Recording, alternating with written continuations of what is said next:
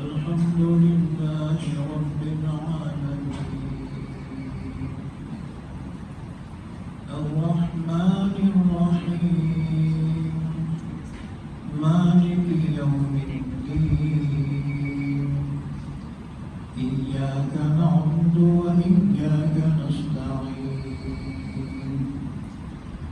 اهدنا الصراط المستقيم صراط الذين أنعمت عليهم غير المغضوب عليهم ولا الضالين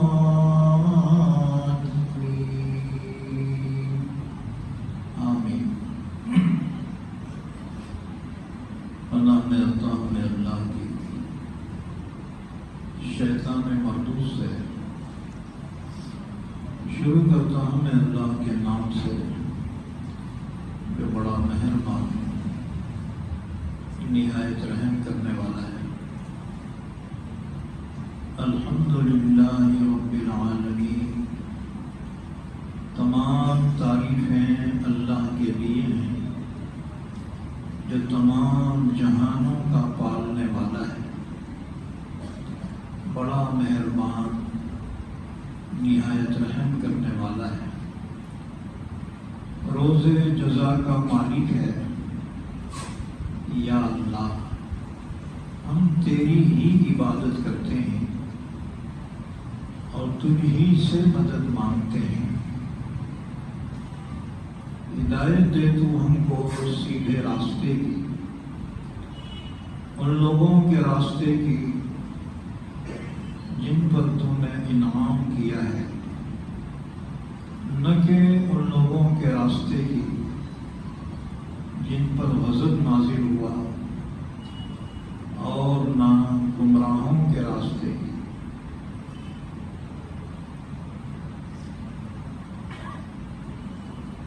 یہ سورہ فاتحہ ہے۔ قرآن کریم اللہ کا کلام ہے اور اللہ کی کتاب ہے۔ باقی انبیاء کرام پر جو کتابیں نازل ہوئی وہ کتاب اللہ ہے، کلام اللہ نہیں ہے۔ قرآن کی خصوصیت یہ ہے کہ یہ کتاب اللہ بھی ہے اور کلام اللہ بھی ہے۔ باقی انبیاء کرام کو جو کتابیں دی گئی، تورات حضرت موسیٰ علیہ السلام پر نازل ہوئی اور وہ عبرانی زبان میں تھی۔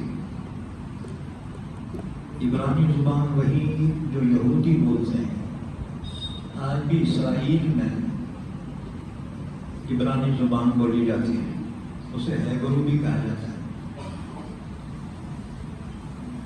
اور تورات احکام کی کتاب تھی۔ دوسری کتاب زبور حضرت داؤد علیہ السلام پر نازل ہوئی، اور زبور میں 150 سورتیں تھیں، لیکن وہ احکام کی کتاب نہیں تھی، بلکہ وہ اللہ کی حمد و ثنا، اللہ کی مناجات، حکمت کی باتیں اس میں بیان کی گئی تھی۔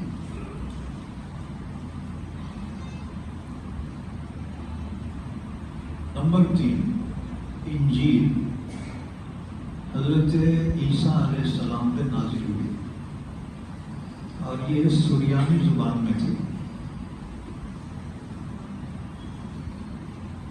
اور یہ احکامات کی کتاب تھی۔ تورات کے نازل ہونے کے بعد تقریباً 1700 سال تک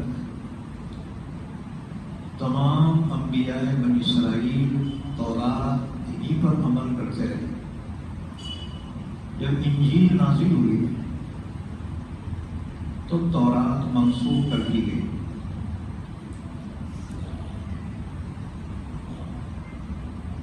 پھر انجیل پر عمل رہا تقریباً 600 سال تک۔ 600 سال کے بعد پھر اللہ نے حضرت محمد صلی اللہ علیہ وسلم پر قرآن کریم کو نازل فرمایا۔ قرآن کے نازل ہونے کے بعد انجیل بھی منسوخ ہو گئی۔ منسوخ بولے تو ایکسپائر ہو گئی۔ قابل احترام ہے لیکن قابل عمل نہیں۔ اگرچہ تورات، زبور، انجیل اور صحیفے اللہ کی کتابیں ہیں لیکن کلام اللہ نہیں ہے، بلکہ کلام اللہ کو ٹرانسلیشن کر کے ان نبیوں کی زبان میں ان کو نازل کیا گیا۔ ظاہر بات ہے ٹرانسلیشن کے بعد وہ اوریجنلٹی باقی نہیں رہتی، لیکن قرآن کریم اللہ کا کلام ہے۔ یہ بیائنی ہی حضرت محمد صلی اللہ علیہ وسلم پہ نازل ہوا، کیونکہ حسن اتفاق رسول اللہ صلی اللہ علیہ وسلم کی زبان بھی وہی تھی جو کلام اللہ کی زبان تھی۔ اس لیے رسول اللہ صلی اللہ علیہ وسلم نے فرمایا لا تسبوا العرب لثلاث، عربوں کو گالی مت دو 3 وجہ سے۔ ایک وجہ یہ ہے لأنی عربی ہوں، حضور نے فرمایا میں عرب ہوں، عربی ہوں، اور اللہ کی کتاب یعنی قرآن عربی ہے اور اہل جنت کی زبان بھی عربی ہوگی۔ تو یہ قرآن کریم کی فضیلت تمام کتابوں پہ ہے کہ یہ اللہ کا کلام ہے۔ اس وجہ سے بھی فضیلت ہے کہ کتاب مخلوق ہے اور مخلوق فانی ہے، لہذا پچھلی کتابیں اپنے اپنے اوقات میں ہدایت رہی اور اس کے بعد وہ اٹھا لی گئی۔ قرآن اللہ کا کلام ہے جو اللہ کی ذات سے نکلا ہے، تو جو شان متکلم کی ہوتی ہے وہ اس کے کلام کی ہوتی ہے، اور اللہ کی شان یہ ہے کل شیء ہالک الا وجہہ لہ الحکم والیہ ترجعون۔ تمام چیزیں فنا ہونے والی ہیں سوائے اللہ کی ذات کے، ہمیشہ سے ہے، ہمیشہ رہے گا۔ وہی صفت اس کے کلام یعنی قرآن کریم کی۔ اس لیے تقریباً 14,500 سال 1450 سال گزر گئے، لیکن قرآن جیسے نازل ہوا تھا حضرت محمد صلی اللہ علیہ وسلم پر، آج بھی اسی شان کے ساتھ باقی ہے، نہ اس میں کوئی حرف کم ہوا اور نہ کوئی چیز میں کمی آئی۔ یاد رکھو قرآن کا معجزہ صرف حضور کے زمانے تک ہی نہیں رہا، ہمارے زمانے میں بھی قرآن کا معجزہ بار بار ظاہر ہوتا ہے۔ ابھی حال میں امریکہ کا سب سے بڑے چرچ کا جو پادری تھا، فادر ایمان لایا،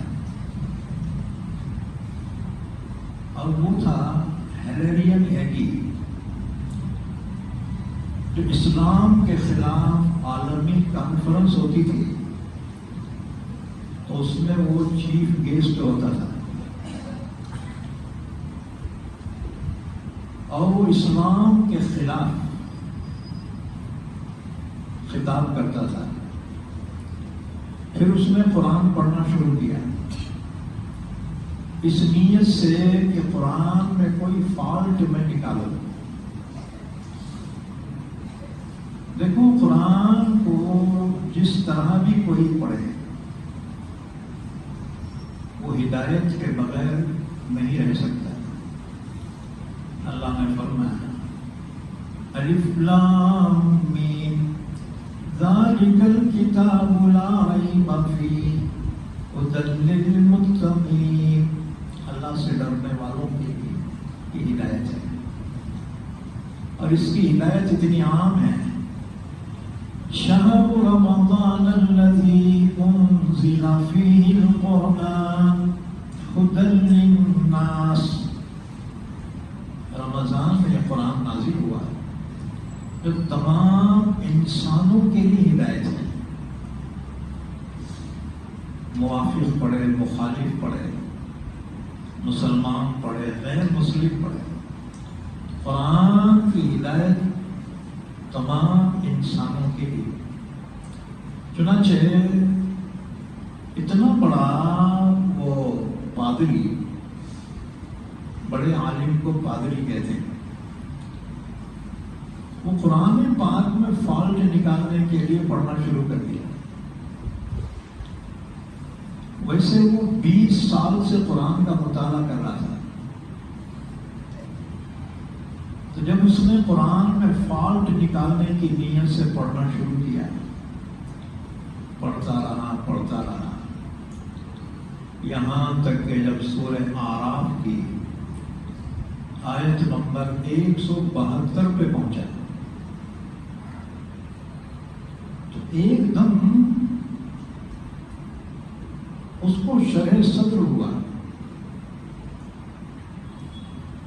اور اس میں اسلام کا اعلان کر دیا۔ پورے دنیا عیسائیت کے آنسو نکل گئے۔ اتنا بڑا عیسائیت کا عالم کہ اس کی ہاتھوں کی لکھی ہوئی کتابیں چرچوں میں پڑھ کر سنائی جاتی تھی، جیسے ہمارے یہاں کتابیں پڑھتے نا جی، فضائل اعمال، حیات الصحابہ اور دوسرے کتابیں، تو چرچوں میں اس کی کتابیں پڑھی جاتی تھی۔ اتنا بڑا عالم عیسائیت کا وہ عالم تھا، تو اس نے قرآن میں فالٹ نکالنے کے لیے پڑھنا شروع کیا۔ جب آیت نمبر سورہ اعراف کی آیت نمبر 172 پہ پڑھا، 72 پہ پہنچا، اس کے ضمیر میں اسلام کا اعلان کر دیا۔ وَإِذْ أَخَذَ رَبُّكَ مِنْ بَنِي آدَمَ مِنْ ظُهُورِهِمْ ذُرِّيَّتَهُمْ وَأَشْهَدَهُمْ عَلَىٰ أَنفُسِهِمْ أَلَسْتُ بِرَبِّكُمْ قَالُوا بَلَىٰ شَهِدْنَا۔ جب اس آیت پہ پہنچا ایک دم چونک پڑا، یہ تو اس کے ضمیر کی آواز تھی، قرآن بیان کر رہا ہے۔ اس نے کہا یہ کسی انسان کا کلام نہیں ہے، یہ تو اللہ کا کلام ہے۔ اللہ کے کلام ہی کی وہ صفت ہے، انسانوں کے دلوں کے تاروں کو چھیڑتا ہے، اسے جھنجھوڑتا ہے۔ تو بہرحال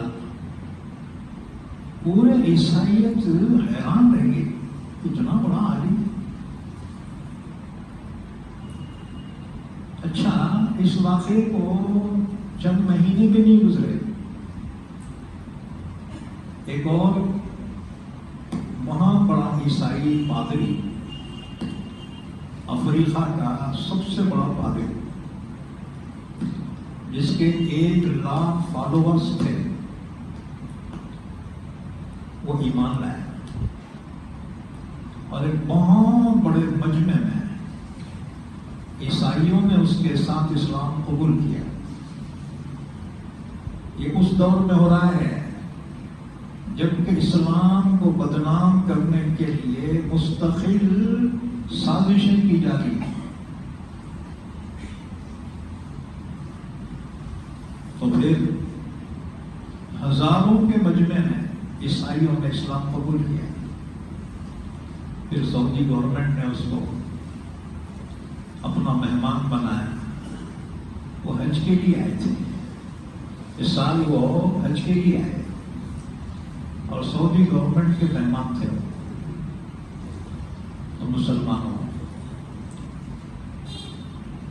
دنیا میں اسلام قبول کرنے والے ایک دم کریم لوگ آ رہے ہیں، بہت ہوشیار، پڑھے لکھے، ہائی ایجوکیٹڈ لوگ اسلام میں آ رہے ہیں، قابل لوگ اسلام میں آ رہے ہیں، اور انہی کے ذریعے اسلام کا جھنڈا اللہ بلند کرے گا۔ ہم لوگ تو خالی بریانی کے مسلمان ہیں، تعریف بریانی، یاد رکھو۔ اگر ہم نے قرآن کی قدر نہیں کی تو دوسری ہوشیار قومیں قرآن کے لیے تیار بیٹھی ہوئی ہیں، اور ہم کہیں رونگ نہ ڈالے جائیں۔ اس لیے آؤ، قرآن کی طرف آؤ، قرآن کو پڑھو، قرآن کو سمجھو، قرآن کے احکامات کو جانو اور اس پر عمل کرو۔ اللہ ہمیں اس امانت کے ادائیگی کا احساس نصیب فرمائے۔ بہرحال قرآن کریم کا خلاصہ ہمیشہ آپ کے سامنے بیان کیا جاتا ہے۔ الحمدللہ ایک دور پہلے گزر چکا، مسجد قریش میں 13 سال۔ ہم جو ہے آپ کے اس شوق قرآن کو دیکھ کر میں بھی انکار نہیں کر سکا، حالانکہ میرے پاس ٹائم نہیں تھا بالکل۔ یہاں وکیل سے جانے کے بعد تو تقریباً 25 شہروں میں تفسیر چل رہی ہے۔ اللہ کا شکر ہے، اللہ قبول فرمائے۔ لیکن آپ کے ذوق کو دیکھ کر میں نے وہ خط دیا۔ اللہ تعالیٰ اس کی قدردانی کی ہمیں توفیق عطا فرمائے۔ اچھا جی، تو قرآن کریم کا خلاصہ یہ ہے، قرآن کریم میں 6666 آیتیں، ان میں 1000 آیات امر ہیں اور 1000 آیات نہی ہیں، 1000 آیات وعدہ ہیں، 1000 آیات وعید ہیں، 1000 آیات قصص ہیں جن میں عبرتناک واقعات بیان کیے گئے، 1000 آیات امثلہ ہیں جن میں مثالیں بیان کی گئی، اور یہ ہوئے 6000۔ 500 آیات حلت و حرمت ہیں جس میں احکامات بیان کیے گئے حلال اور حرام سے متعلق۔ اصل میں یہ 500 آیتیں ہی ہیں جن پر ہمیں عمل کرنے کا حکم دیا گیا ہے، اور 100 آیات دعا ہیں، یہ ہوئے 6600، اور رہ گئے 66 آیتیں مشترکہ ہیں، کیونکہ جن مفسرین نے اتنی محنت کر کے یہ سب تحقیق کی ہے، اللہ ان کو جزائے خیر عطا فرمائے۔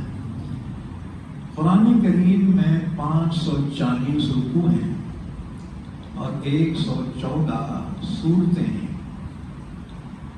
ان میں سے پہلی سورت سورہ فاتحہ ہے۔ مزید تفصیلات میں جانے کے بجائے آج ہم صرف سورہ فاتحہ کی تفسیر بیان کریں گے انشاءاللہ تعالی۔ تو سورہ فاتحہ کی پہلے فضیلت سن لو۔ حدیث نمبر 1 ترمذی شریف کی حدیث ہے۔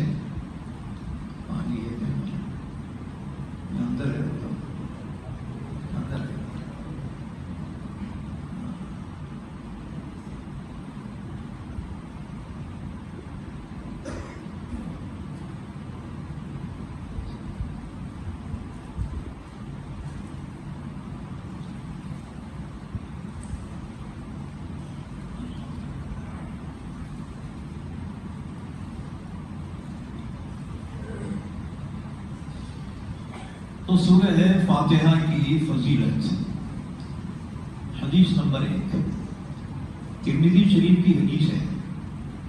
حضرت ابو ہریرہ رضی اللہ تعالیٰ عنہ فرماتے ہیں رسول اللہ صلی اللہ علیہ وسلم نے ارشاد فرمایا مجھے اس ذات پاک کی قسم ہے جس کے قبضہ قدرت میں میری جان ہے کہ سورہ فاتحہ جیسی کوئی سورت نہ تورات میں نازل ہوئی، نہ انجیل میں، نہ زبور میں، اور نہ قرآن میں اس کے علاوہ۔ یہ وہی صدع مثانی ہے جو اللہ نے مجھے عطا فرمائی ہے۔ صدع مثانی، سورہ فاتحہ کو صدع مثانی بھی کہا جاتا ہے۔ سبا بولے تو 7، مثانی بولے تو بار بار پڑھی جانے والی۔ سورہ فاتحہ میں 7 آیتیں ہیں جو ہر نماز کی ہر رکعت میں پڑھی جاتی ہیں۔ اب نماز میں سورہ فاتحہ پڑھنے کا کیا حکم ہے؟ تو بخاری شریف کی حدیث ہے کہ سورہ فاتحہ کے بغیر نماز ہی نہیں ہوتی۔ لا صلاۃ الا بفاتحۃ الکتاب۔ اسی لیے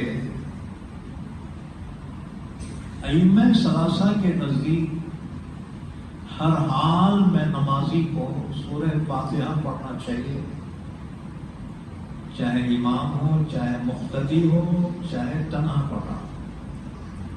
لیکن امام ابو حنیفہ رحمۃ اللہ علیہ جن کے فقہ کو ہم فالو کرتے ہیں، امام ابو حنیفہ فرماتے ہیں کہ اگر امام کے پیچھے نماز پڑھ رہے ہیں تو امام سورہ فاتحہ جو پڑھا وہ مقتدی کے لیے کافی ہے۔ ہاں اکیلے پڑھ رہے ہیں تو سورہ فاتحہ کمپلسری ہمارے پاس واجب ہے۔ تو اگر امام کے پیچھے نماز پڑھ رہے ہیں تو امام کا پڑھنا مقتدی کی جانب سے کافی ہے۔ اور ہماری دلیل مسلم شریف کی حدیث ہے، یاد رکھو مسلم شریف کی حدیث ہے۔ رسول اللہ صلی اللہ علیہ وسلم نے فرمایا امام کی قرات مقتدی کی قرات کے لیے کافی ہے۔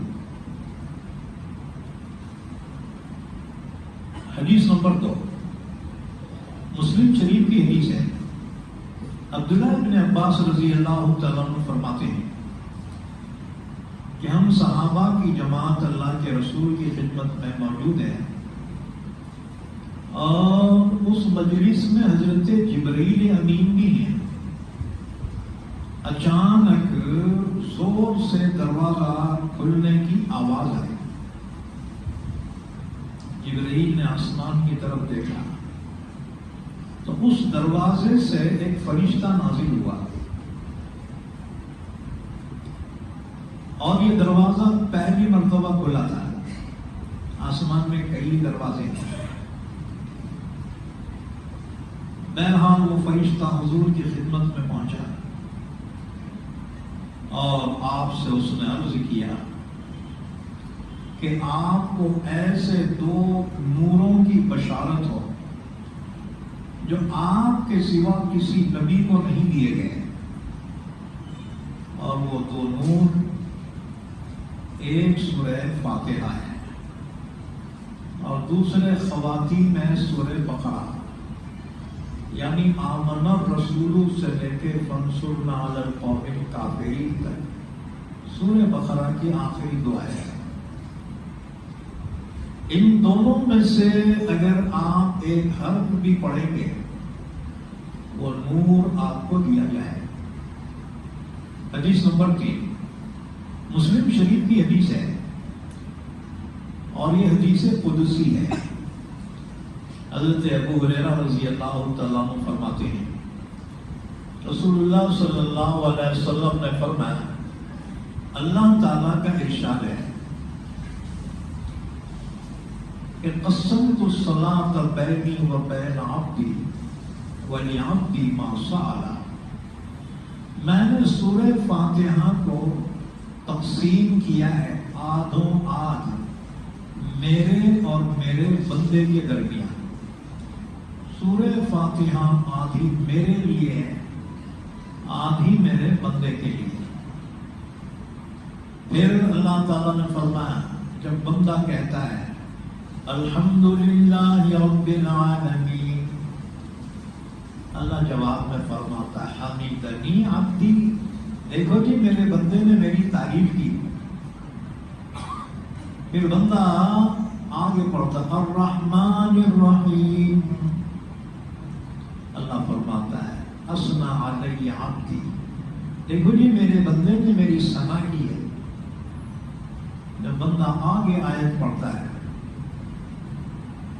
مالک یوم الدین، روز جزا کا مالک ہے، اللہ جواب میں فرماتا ہے مجدنی عبدی، دیکھو جی میرے بندے نے میری بزرگی بیان کی، میری بڑائی بیان کی۔ اس لیے سورہ فاتحہ ایک ایک آیت کر کے پڑھنا چاہیے۔ اب ہمارے امام بعض ایک سانس میں آدھی پڑھتے دوسری سانس میں ختم، اب تراویح میں تو ایک سانس میں سورہ فاتحہ ہے، ہمارے کو ایسے امامہ ہونا ہے جی اسپیڈ۔ تو پھر ایک سانس میں پڑھو گے تو اللہ کی طرف سے جوابات سے محروم ہو جاؤ گے نا۔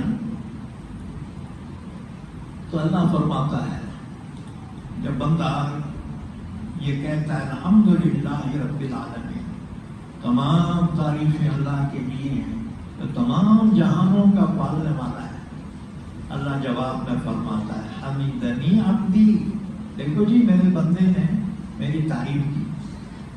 جب بندہ کہتا ہے الرحمن الرحیم، بڑا مہربان نہایت رحم کرنے والا ہے، اللہ فرماتا ثنا علی عبدی، میرے بندے نے میری ثنا کی۔ جب بندہ آگے پڑھتا ہے مالک یوم الدین، روز جزا کا مالک ہے، اللہ جواب میں فرماتا ہے مجدنی عبدی، دیکھو جی میرے بندے نے میری بزرگی بیان کی۔ جب بندہ آگے پڑھتا ہے ایاک نعبد و ایاک نستعین، یا اللہ ہم تیری ہی عبادت کرتے ہیں اور تجھ ہی سے مدد مانگتے ہیں۔ اللہ جواب میں فرماتا ھذا بینی و بین عبدی، یہ آیت آدھی میرے لیے ہے آدھی میرے بندے کے لیے۔ کہ بندے کا کام ہے میری عبادت کرنا اور میرا کام ہے بندے کی مدد کرنا۔ پھر بندہ آگے پڑھتا ہے اہدنا الصراط المستقیم، اللہ مجھے سیدھے راستے کی ہدایت، صراط الذین انعمت علیہم، ان لوگوں کے راستے پہ چلا کہ جن پر تو نے انعام کیا، غیر المغضوب علیہم ولا الضالین، اللہ ان کے راستے پہ نہ چلا جن پر غضب نازل ہوا، یعنی یہودیوں کے راستے پہ نہ چلا اور گمراہوں کے راستے پہ نہ چلا، یعنی عیسائی جو گمراہ ہو گئے۔ تو اس کے جواب میں اللہ فرماتا ہے ہؤلاء لعبدی وَلِعَبْدِي مَا سَأَلَ، یہ سب درخواست میرے بندے کی ہے، اور میرے بندے نے جو مانگا میں نے اس کو دے دیا۔ وَلِعَبْدِي مَا سَأَلَ، اسی وجہ سے جب سورہ فاتحہ جبرائیل نے حضور کو پڑھ کے سنائی پہلی مرتبہ، اور حضور نے جب پڑھی تو جبرائیل نے کہا آمین کہیے، تو حضور نے فرمایا آمین۔ حضور نے پوچھا آمین بولے تو کیا، آمین کے معنی کیا ہے؟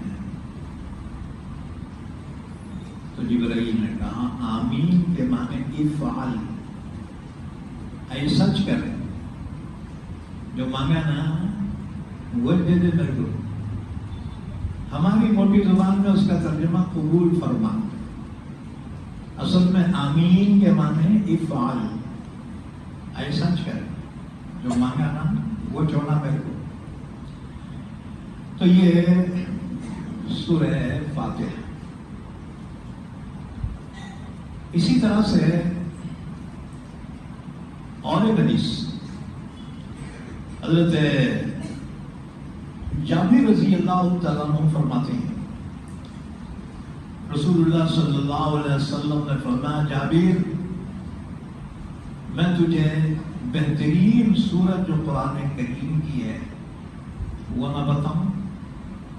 میں نے کہا جی یا رسول اللہ۔ آپ نے فرمایا کہ وہ فاتحۃ الکتاب ہے۔ یہ فاتحہ اس کا نام جو ہے نا یہ شارٹ کٹ کا ہے، لانگ فارم ہے اس کا فاتحۃ الکتاب۔ فاتحۃ الکتاب بولے تو کتاب کا اناگریشن کرنے والی کتاب، ہر ایک کا ادگھاٹن کر دینا جی۔ تو قرآن کریم کو شروع کرنے والی سورت یہ سورہ الحمد ہے، اس کا نام اصل میں ہے فاتحۃ الکتاب۔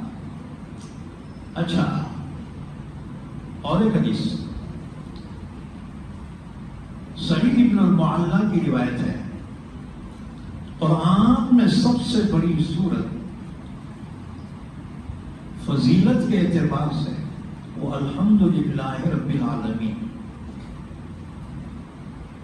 حاکم کی روایت ہے، عبداللہ بن عباس فرماتے ہیں سورہ فاتحہ قرآن کا 2 ثلث ہے، یعنی جو سورہ فاتحہ پڑھے اس کو 20 پارے پڑھنے کا ثواب ملتا ہے۔ اور ایک روایت رسول اللہ صلی اللہ علیہ وسلم نے فرمایا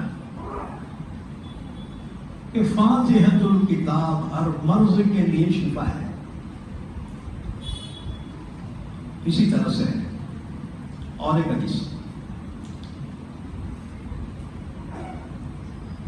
ابو سعید خدری رضی اللہ تعالیٰ عنہ فرماتے ہیں رسول اللہ صلی اللہ علیہ وسلم نے فرمایا فاتحۃ الکتاب زہر تک کی دوا ہے۔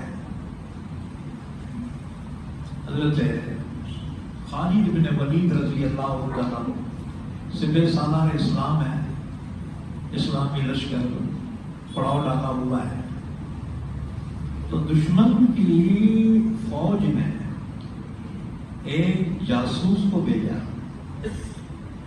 کہ دن میں ان سے مقابلہ کر کے اپن جیت نہیں سکتے، تو یہ جہاں سے پانی پیتے ہیں جس تالاب سے اس تالاب میں زہر ڈال دیں کہ زہر سے مر جائیں گے۔ چنانچہ وہ جاسوس دشمن کا زہر کی شیشی لے کے رات کے وقت چلا، لیکن جو صحابہ پہرے پر تھے انہوں نے اسے پکڑ لیا اور حضرت خالد بن ولید کے سامنے پیش کیا۔ خالد بن ولید نے جب تلاشی لی تو زہر کی شیشی نکلی۔ خالد بن ولید نے پوچھا کہ زہر کی شیشی کیوں لایا؟ اس نے کہا کہ مجھے بھیجا گیا ہے کہ مسلمانوں کے تالاب میں اس کو ملا دو تاکہ یہ پانی پیے تو مر جائے۔ خالد بن ولید نے فرمایا کیا تم یہ سمجھتے ہو کہ زہر میں ہلاک کرنے کی صفت ہے؟ اس نے کہا ہاں، یہ زہر اتنا ڈینجر ہے، زبان میں خطرہ رکھتے ہی مر جاتے ہیں۔ خالد بن ولید نے فرمایا اچھا یاد رکھ، موت حیات کا مالک اللہ ہے۔ چنانچہ آپ نے وہ اس کا ڈھکن کھولا، بسم اللہ الرحمن الرحیم پڑھ کے غٹا غٹ پوری شیشی پی لی۔ اب وہ دشمن کے آدمی بڑا ہے، وہ آگ گریں گے تب مریں گے۔ خالد بن ولید کو کچھ نہیں ہوا۔ تو ہر چیز میں نفع اور نقصان دینے والی ذات اللہ کی ہے، لا الہ الا اللہ، اللہ کے سوا کوئی نہیں۔ پوری زہر کی شیشی پہ لیے بسم اللہ کہتے ہیں، کچھ نہیں ہوا۔ تم بولے کہ مول صاحب ہم بھی پینا ہے، تم بھی تو مر ہی جاتے ہیں۔ تمہارا ایمان کہاں، خالد بن ولید کا ایمان کہاں؟ اور جی زمین آسمان کا فرق ہے نا۔ بہرحال رسول اللہ صلی اللہ علیہ وسلم نے فرمایا سورہ فاتحہ میں زہر تک کے لیے گواہ ہے۔ اور ایک روایت بخاری شریف کی روایت ہے، ابو سعید خدری رضی اللہ تعالیٰ عنہ فرماتے ہیں کہ صحابہ کی ایک جماعت اللہ کے رسول کے حکم سے مدینے سے چلی، ایک بستی کے قریب انہوں نے پڑاؤ کیا۔ اس بستی سے ایک باندی آئی،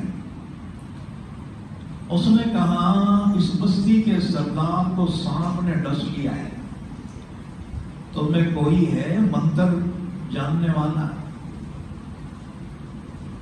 ابو سعید فرماتے ہم میں سے ایک شخص کھڑا ہوا، اس کے ساتھ گیا اور جا کر جہاں پر سانپ ڈسا تھا تو اس شخص نے جا کر سورہ فاتحہ پڑھ کے اس کو دم کیا۔ بھوکتے انہیں اچھا ہو کے اٹھ کے بیٹھ گیا اور خوش ہو کر اس نے کچھ بکریاں تحفے میں دے دی، بکریاں لے کے آئے۔ جب یہ جماعت اللہ کے رسول کی خدمت میں واپس پہنچی تو اللہ کے رسول کو اطلاع دی گئی، اس طرح واقعہ پیش آیا کہ ایک بستی سے باندی آئی، اس نے کہا بستی کے سردار کو سانپ نے ڈس لیا، تم میں کوئی منتر جانتا ہے؟ ہم نے ایک شخص گیا اور جا کر اس کو دم کیا تو وہ اچھا ہو گیا، شفا ہو گئی۔ اللہ کے رسول نے فرمایا کون تھا وہ؟ تو وہ صحابی سامنے آیا، رسول اللہ میں گیا تھا۔ حضور نے فرمایا کیا پڑھ کے بھوکا؟ کہا یا رسول اللہ سورہ فاتحہ پڑھ کے بھوکا۔ حضور نے فرمایا تجھے کیسے معلوم کہ سورہ فاتحہ میں شفا ہے؟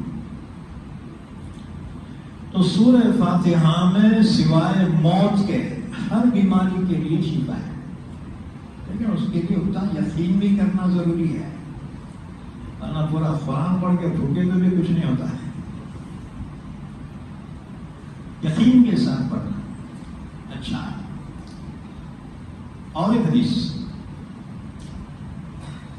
ایک صحابی ہیں حضرت سائب بن یزید، فرماتے ہیں کہ نبی کریم صلی اللہ علیہ وسلم نے مجھ پر سورہ فاتحہ پڑھ کر دم کیا اور آفات و بلاؤں سے محفوظ رہنے کے لیے یہ سورت پڑھ کر میرے منہ میں لعاب دہن ڈالا۔ اسی طرح سے اور ایک حدیث، حضرت انس فرماتے ہیں کہ جب بستر پر سونے کے لیے لیٹ جاؤ تو سورہ فاتحہ اور قل هو اللہ احد پڑھ لو تو موت کے سوا ہر چیز سے محفوظ رہو گے۔ تو فرمایا اعوذ باللہ من الشیطان الرجیم بسم اللہ الرحمن الرحیم. دیکھو ہر اچھی چیز کی ابتدا کے لیے بسم اللہ الرحمن الرحیم پڑھنے کا حکم ہے. لیکن قرآن ایک واحد کتاب ہے کہ جس کے شروع میں بسم اللہ سے پہلے اعوذ باللہ من الشیطان الرجیم پڑھنے کا حکم ہے. اللہ نے اس کا حکم یوں دیا فَإِذَا قَرَأْتَ الْقُرْآنَ فَاسْتَعِذْ بِاللَّهِ مِنَ الشَّيْطَانِ الرَّجِيمِ. تو قرآن پڑھنے کا ارادہ کرے تو اعوذ باللہ من الشیطان الرجیم پڑھ لیا کرو. کیوں؟ اس لیے کہ قرآن ہدایت ہے اور شیطان نہیں چاہتا کہ بندوں کو ہدایت ملے، اس لیے وہ قرآن کے پڑھنے میں رکاوٹ پیدا کرتا ہے. تو اس کے لیے اعوذ باللہ من الشیطان الرجیم پڑھنے کا حکم ہے. اور باقی کوئی اچھا کام کرے تو بسم اللہ سے شروع کریں.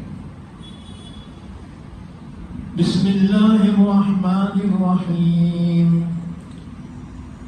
شروع کرتا ہوں میں اللہ کے نام سے جو بڑا مہربان نہایت رحم کرنے والا ہے. دیکھو عرب جو ہے نا کوئی کام شروع کرتے تو کہتے بسمک اللہم، تیرے نام سے اے اللہ. اللہ تعالیٰ نے یہ آیت شریفہ نازل فرمائی بسم اللہ الرحمن الرحیم. قرآن کی آیت ہے، قرآن کا جز ہے. اب مسلمانوں کو حکم دیا گیا کہ تم جو ہے کوئی کام شروع کرو تو بسم اللہ الرحمن الرحیم کہہ کر شروع کرو. یہاں تک کہ رسول اللہ صلی اللہ علیہ وسلم نے فرمایا گھر کا دروازہ بند کرو تو بسم اللہ کہو. جب چراغ بجھاؤ، اب چراغاں ختم ہو گئے، اب لائٹاں بند کرنے کا ہے، بٹن دباؤ تو بسم اللہ کہہ لیا کرو. برتن ڈھانپو تو بسم اللہ کہو. کھانا کھاؤ تو بسم اللہ کہو. پانی پیو تو بسم اللہ کہو. وضو کرو تو بسم اللہ کہو. سواری میں سوار ہو تو بسم اللہ کہو. اترتے وقت بسم اللہ کہہ کر اترو. یہ تعلیمات اللہ کے رسول نے بار بار. ایک بات یاد رکھو، جب تم گھر میں داخل ہو تو بسم اللہ کہہ کر داخل ہو تو گھر میں کوئی ٹینشن نہیں ہوگا. اب بغیر بسم اللہ کے دھڑ بول کے گئے نا تو جھگڑا ہونا کمپلسری ہے. عورت بھی شروع کرتی ہے تو مرد بھی شروع کرتا ہے. سوال کو جواب، جواب کو پھر جواب. اس لیے بسم اللہ کہہ کے داخل ہو جاؤ. اللہ کی حفظ و امان میں رہو. اور اسی طرح سے جب کھانا کھاؤ تو بسم اللہ کہہ کر کھاؤ. تو شیطان اپنے چیلوں سے کہتا ہے چلو رے لا مبیت لکم ولا عشاء. اس گھر میں نہ اپنے کو سونے کے واسطے ٹھکانا ہے نہ کھانے کو کچھ ہے، چلو یہاں سے. اور اگر بغیر بسم اللہ کے گھر میں داخل ہوا ہے انہیں سب کو بلاتا اور یہاں پہ ہے اپنے کو سونے کو جگہ ہے. اور اگر کھانا بغیر بسم اللہ کے شروع کیا تو شیطان اپنے چیلوں کو بلاتا اور کھانے کو ہے تمہارا.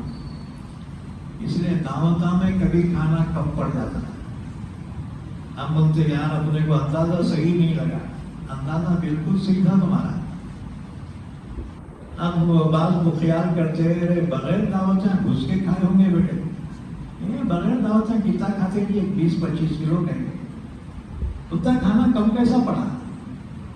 اصل میں بغیر بسم اللہ کے دل پھوڑا جانا تو یہ شیطان اس میں شامل ہو گیا. شیطان کیا کم کھاتے کے بیٹے؟ تو یاد رکھو ہر اچھے کام میں بسم اللہ سے شروع کرو، اللہ اس میں برکت دے گا. اچھا دروازہ جب بند کرو بسم اللہ کہہ کر تمہارے کو خفل ڈالنے کی ضرورت نہیں ہے. اگر بغیر بسم اللہ کے تم علی گڑھ کے 2 خفلا بھی ڈالے نا، چورا سمبل سے پھوڑ کے گھستے اندر ہے. نو گارنٹی سی. بسم اللہ الرحمن الرحیم. صلح حدیبیہ جب ہوئی، اللہ کے رسول نے حضرت علی کو حکم دیا، علی اس کو تحریر میں لاؤ. حضرت علی نے ایک چمڑے پر صلح حدیبیہ کا معاہدہ لکھنا شروع کیا. تو حضرت علی نے شروع کیا بسم اللہ الرحمن الرحیم. تو مکے والوں کی جانب سے جو کمشنر آیا تھا سہیل بن عمرو، اس نے آبجیکشن لیا. اس نے کہا یہ بسم اللہ الرحمن الرحیم کٹ کرو، اپنا پرانا لکھو بسمک اللہم. حضرت علی نے فرمایا میں کٹ نہیں کرتا. سہیل نے کہا یہ رحمان کیا ہے، ہم نہیں جانتے. مر رحمان، کیونکہ رحمان کا جو لفظ ہے نا یہ اصل میں عربی نہیں ہے، یہ بعد میں آیا عربی میں استعمال کیا. اور قرآن کے نزول کے وقت جو الفاظ عربوں میں تھے ان کے بول چال میں وہ الفاظ قرآن میں. تو رحمان یہ جو لفظ ہے نا اصل عربی نہیں ہے. یہ لفظ زیادہ تورات میں استعمال ہوا ہے، انجیل میں لفظ زیادہ ہے اللہ کی صفت رحمان. لیکن عرب رحمان نہیں جانتے تھے، اس لیے عربوں نے کہا مر رحمان، رحمان کیا ہے. اللہ نے فرمایا رحمان نہیں جانتے. الرحمن علم القرآن خلق الانسان علمہ البیان. اسی طرح سے وہ سہیل نے کہا یہ کٹ کرو، یہ ہم نہیں مانتے رحمان. حضرت فرمایا اچھا ٹھیک ہے، جو انہوں بورڈ لکھو. اب اس کے بعد حضرت نے لکھنا شروع کیا یہ معاہدہ محمد رسول اللہ اور قریش مکہ کے درمیان. اس نے پھر آبجیکشن لیا. اس نے کہا محمد رسول اللہ کیوں لکھیں گے، یہ رسول اللہ کٹ کرو. بھائی ہمارا تمہارا جھگڑا تو رسول اللہ پہ ہے، اگر ہم آپ کو رسول اللہ مانتے تو جھگڑا کیا گا.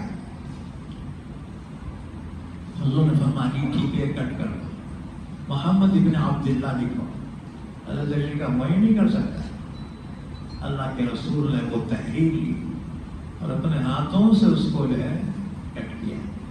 یہ حضور کا معجزہ تھا کہ آپ نے کسی کے سامنے بیٹھ کر نہ کتاب پڑھنی سیکھی تھی اور نہ قلم سے کبھی لکھنا سیکھا تھا. تو رحمان یہ لفظ اصل عربی کا نہیں ہے، بعد میں آیا یہ لفظ. اور پھر اتنا مشہور ہو گیا کہ اب جس نے سنا وہ کہا کہ رحمان عربی لفظ. ایک مرتبہ حضور دعا کر رہے ہیں یا اللہ یا رحمان. کافروں نے سنا تو کر لے ہمارے کو بولتے یہ کو پکارو، ہم دو کو پکار رہے ہیں. جواب میں آیت نازل ہوئی قل ادعوا اللہ او ادعوا الرحمن ایما تدعوا فلہ الاسماء الحسنى. اللہ بھی وہی ہے، رحمان بھی وہی ہے، اس کے اچھے اچھے صفاتی نام ہیں. اسے چاہے اللہ کہہ کے پکارو یا رحمان، اسی کو پکارے. بسم اللہ الرحمن الرحیم الحمد للہ رب العالمین. تمام تعریفیں اللہ کے لیے ہیں جو تمام جہانوں کا پالنے والا ہے. عالم یعنی جہان اور دنیا. اللہ تمام جہانوں کا پالنے والا ہے. تو معلوم ہوا اس دنیا کے علاوہ بھی اور جہان اور دنیا ہے. چنانچہ حضرت ابو سعید خدری رضی اللہ تعالیٰ عنہ فرماتے ہیں کہ عالم 40,000 ہیں. ان میں سے ایک مشرق سے مغرب تک ایک عالم ہے، ایسے 40,000 عالم ہیں۔ تم بولیں گے ہمارے کو نہیں دکھتا، بہت سا تمہارے کو دکھتا کیا ہے؟ اور جی تمہارے کو گرمی دکھتی نہیں، سردی دکھتی نہیں، اور جی اخل بول کے وہ مانتے، اخل کبھی کسی نے دیکھا ہی نہیں۔ مار لگ گیا، اب وہ مارا، ارے بہت درد ہو رہا۔ اب تم پوچھو درد کہاں ہے، بتا، وہ زخم بتائے گا۔ زخم نظر آتا ہے، درد نظر نہیں آتا۔ گلاب کے پھول میں خوشبو آ رہی ہے، کیا خوشبو ہے؟ یاد رکھو، اگر پوچھے خوشبو کہاں ہے ذرا بتا، نہیں بتا سکتے۔ پھول نظر آتا ہے، خوشبو نظر نہیں آتی۔ تو ہماری نگاہیں اتنی کمزور ہیں کہ ہمارے کو بہت سی حقیقتیں نظر نہیں آتی۔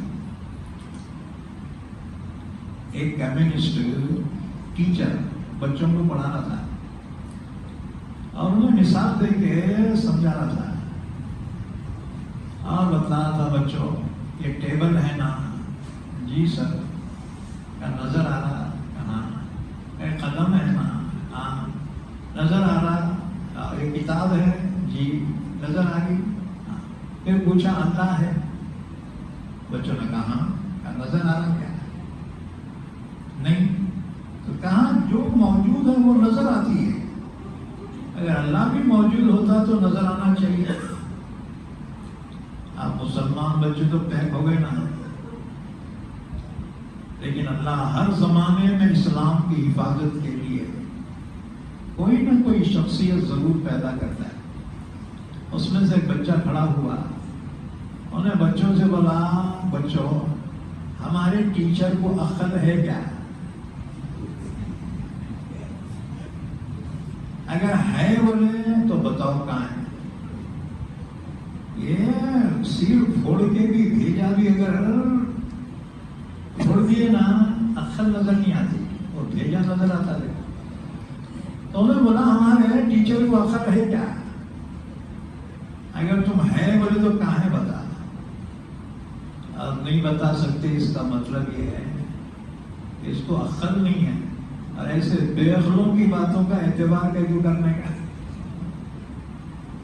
تو بہت سے حقائق ایسی دنیا میں یہ تسلیم کی جاتی ہیں لیکن نظر نہیں آتی۔ تو اللہ تعالیٰ کے بارے میں بھی کسی نے کہا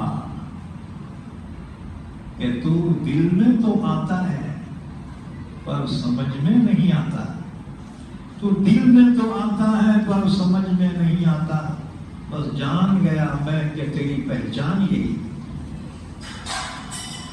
تو بہرحال یہ عالم مشرق سے مغرب تک ایک ہے، ایسے 40,000 عالم ہیں، اور ان میں پتہ نہیں کتنے بے شمار مخلوقات ہیں، اور ہر مخلوق کی تعداد بے شمار۔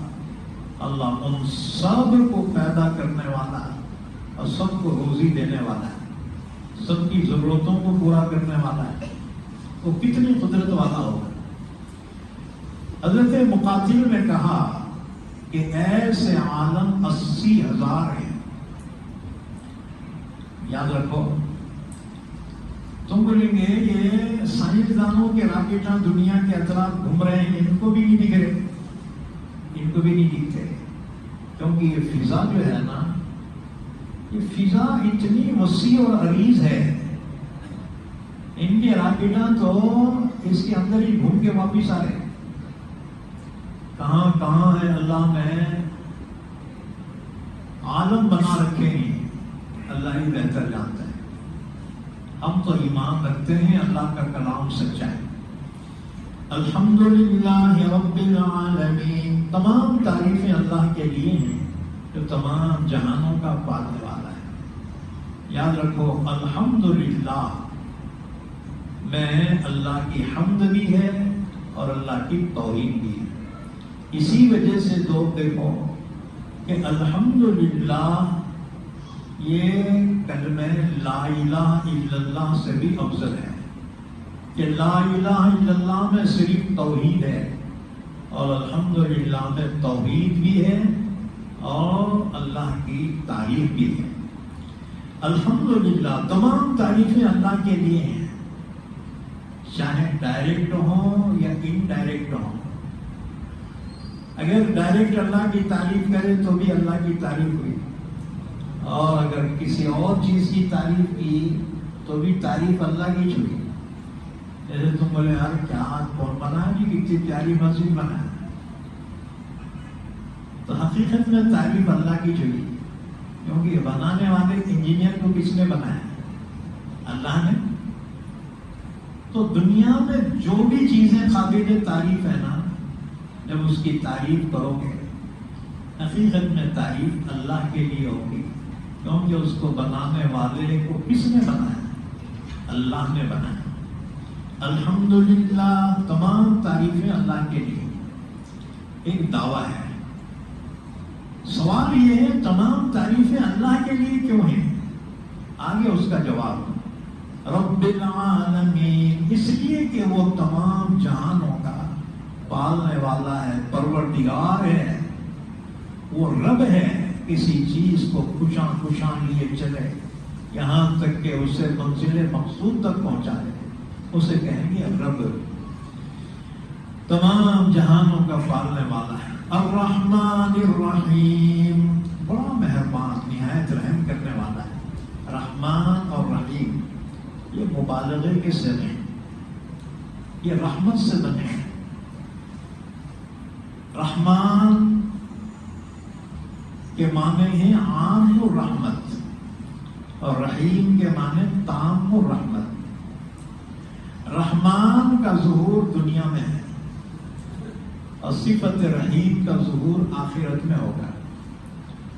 صفت رحمان کا ظہور دنیا میں ہے، یعنی اللہ کی رحمت دنیا میں عام ہے سب کے لیے، مسلمان ہو کافر ہو، اس کی تعریف کرنے والا اس کو گالیاں دینے والا، سب کے لیے بارش برساتا ہے. بارش کے خطروں پہ نامہ رہتے کیا؟ مسلمانوں کے لیے کافروں کے لیے نہیں، سب کے لیے برساتا ہے. صفت رحمان کا ظہور ہے دنیا میں کہ بارشیں سب کے لیے برساتا ہے، اناج سب کے لیے اگاتا ہے، ہوائیں سب کے لیے چلاتا ہے، موسم سب کے لیے لے آتا ہے، سورج سب کے لیے، چاند سب کے لیے، آسمان سب کے لیے، زمین سب کے لیے. اس میں کوئی ذاتی بات نہیں ہے. تو دنیا میں صفت رحمان کا ظہور ہے. حضرت عبداللہ بن عباس نے تفسیر فرمائی الرحمن الرحیم کی، رحمان الدنیا و رحیم الآخرہ. رحیم یعنی تام الرحمت، رحیم کا ظہور آخرت میں ہوگا. آخرت میں اللہ صرف ایمان والوں پہ رحم فرمائے گا، کافروں پہ نہیں، کیونکہ اس کا وعدہ ہے اور اللہ اپنے وعدے کے خلاف نہیں کرتا. ان اللہ لا یغفر ان یشرک بہ ویغفر ما دون ذلک لمن یشاء. اللہ شرک کے علاوہ سارے گناہوں کو چاہے معاف کر دے، لیکن شرک کو معاف نہیں کرے گا. اس کا وعدہ ہے ان اللہ لا یخلف المیعاد ومن اصدق من اللہ حدیثا. اللہ سے بڑھ کے سچ کیا ہو سکتا ہے؟ لہذا آخرت میں اللہ کی صفت رحیم کا ظہور ہوگا. وہاں صرف ایمان والوں پہ رحم کرے گا، کافروں پہ رحم نہیں کرے گا، ان کے لیے شدید عذاب. مالک یوم الدین، روز جزا کا مالک ہے. مالک اسے کہتے ہیں اپنے ملکیت پر کامل اختیار ہو. اب ظاہر بات ہے آخرت کا مالک ہے اللہ، تو دنیا میں بھی مالک ہے نا جی. پھر مالک یوم الدین خاص طور سے کیوں کہا؟ اس وجہ سے اللہ نے دنیا میں بندوں کو کچھ اختیار دیا ہے. کچھ اختیار بندوں کو بھی دیا، اسی لیے بندے جو ہے اپنے مرضی سے جو چاہے کر رہے ہیں. لیکن یاد رکھو، بندے کی ہر خواہش دنیا میں پوری نہیں ہوتی. کہاں نہ کہاں جا کے اٹک جاتا ہوں میں بیٹا. اور جی حضرت علی سے پوچھا گیا آپ نے اپنے رب کو کیسے پہچانا؟ حضرت علی نے فرمایا عرفت ربی فی فسق الاعضاء، میں نے جب اپنے مضبوط ارادوں کو ٹوٹتے ہوئے پایا تو سمجھ گیا کوئی نہ کوئی ہے جو میرے اور میرے ارادے میں دخیل، اور وہ ہے اللہ. ایک شخص نے پوچھا علی ایک بات بتاؤ، انسان کتنا با اختیار ہے اور کتنا مجبور ہے؟ حضرت علی نے فرمایا اٹھ کے کھڑے ہو جائے.